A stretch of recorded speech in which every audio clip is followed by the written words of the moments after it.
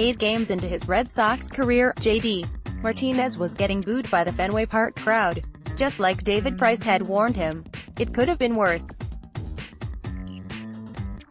Martinez had struck out for his second time to complete an 0-for-4 day with the Sox losing to the Rays, 7-2, in the 8th inning. It was his 11th strikeout in 8 games since signing a $110 million contract. And Sox fans gave him just a little nudge, a light chorus of disapproval that was much weaker than the Yankee Stadium crowd's reaction to Giancarlo Stanton's Bronx debut when he went 0-for-5 with the first 5 strikeout game of his career. It's difficult to remember now, after the 154 regular season games that followed, and 14 more in the postseason, but on April 8, Red Sox fans reminded Martinez they didn't care he got a late start in spring training. They wanted to see results. A year later, Martinez looks back at his first year in Boston with fond memories. He put together arguably the best season of his career. And when he considers whether or not to opt out of his contract at the end of the 2019 season, he can weigh his options knowing that he's already passed every test in Boston. For me personally, the whole scrutiny question, a lot of people coming in, you hear that, Martinez said recently. I'm going to tell you right now, no one is harder on me than me. The fact that fans sit there and boo me, I'm booing myself when I'm walking into the dugout. No one is more pissed than me. I'm with them. I'm like, yeah, you should be mad.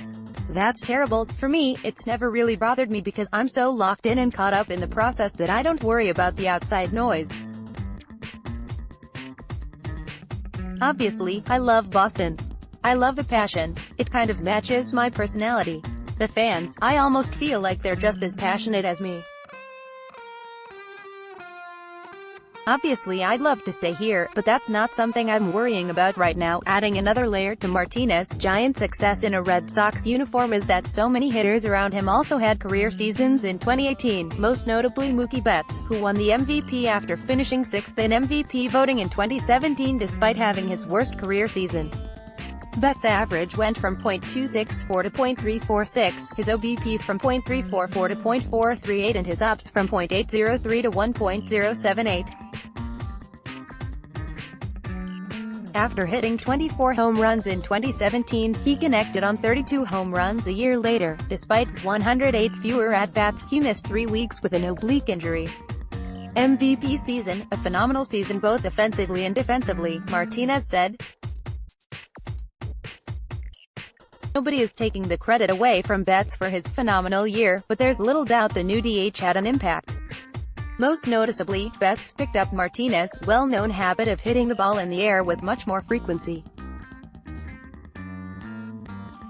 Baseball Savant's StatCast data reveals incredible jumps from 2017 to 2018 in launch angle, from 14.1 degrees to 18.4, exit velocity, 88.4 miles per hour to 92.3 miles per hour, hard hit percentage, 37.7 to 50.2, and barrel percentage, 4.5% to 14.1%. He was in the 96th percentile or higher in every one of those categories in 2018.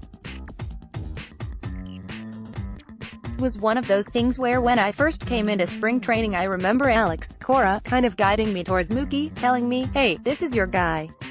I want you to take care of him. Talk to him, Martinez recalled. To his credit, Mookie just kind of bought in and we kind of both grew with each other. He's a smart kid and he's able to learn a lot of things very quickly. He's a lot like me in the sense that he's a perfectionist. Mookie is not the kind of guy that likes to be good at something. He likes to be great at everything. He reminds me of myself. That's what I always tell him, I see myself in you, kind of.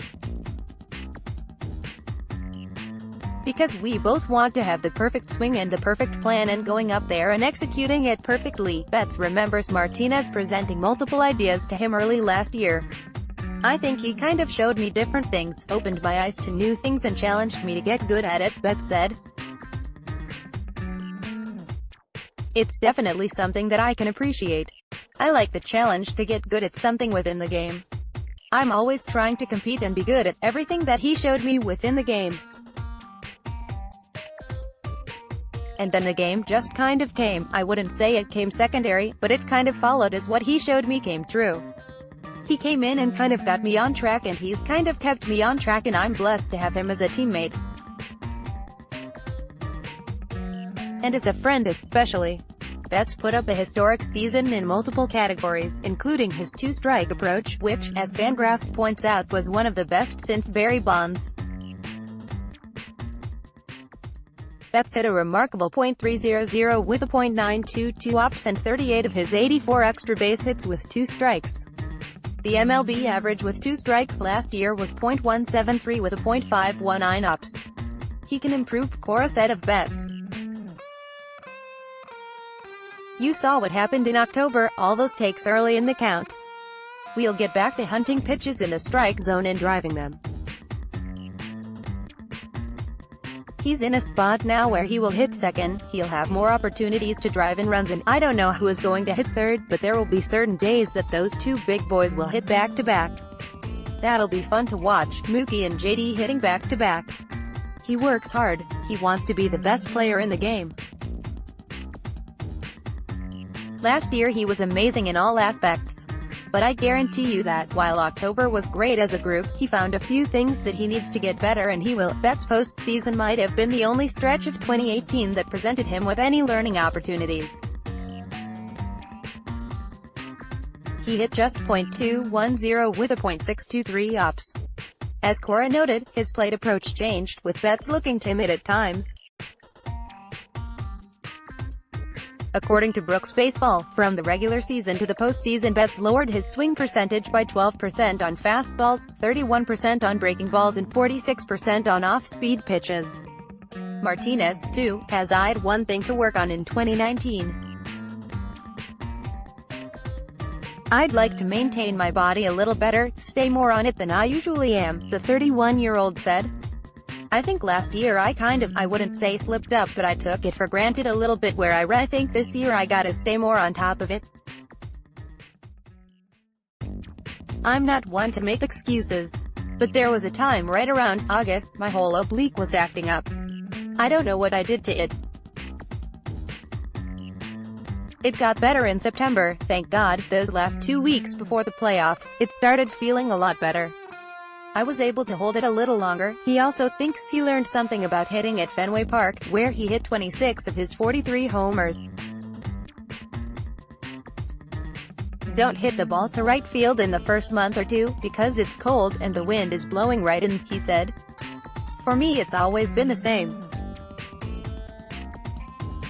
I said it last year when you guys interviewed me and asked me, your swing plays to right field, what are you going to do? I said, I'm going to do the same thing I've always been doing and keep hitting the ball to right field. That's what I did. That's the approach I believe in. It's paid off for me. Now the challenge is to repeat it, as the rest of baseball tries to copy it or contain it. I had a good year, Betts said. In order to be great, you have to have a bunch of good years.